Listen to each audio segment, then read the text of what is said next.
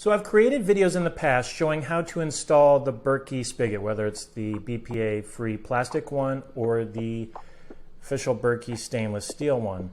But some customers have asked me to do another one showing a look more of the inside of the Berkey because it's easier to see it from the outside. So this time I'm going to show you how to do it on the inside. But first, let me show you. This stainless steel cover goes on this way, and then this little guy, same on both sides, so it doesn't matter which side you put it on, that goes in here like this, okay? Once that's in place, that's when you stick it through the spigot hole, and next I'll show you how to install the next pieces on the inside. Okay, so I'm going to put the spigot into the spigot hole, okay? And remember, this piece is the same on both sides, so there's no confusion. It's the same.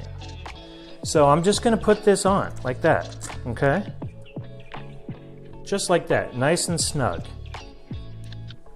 And then I'm going to take the cover and put the cover on just like that, okay? So can you see that?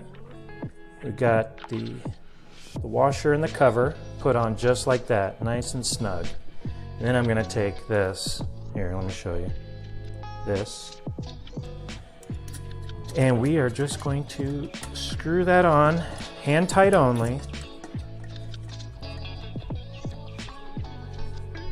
Okay. No tools needed. You don't want to stick a tool down there and try to tighten it. Okay, and then let's take a look on the outside here. Take a look.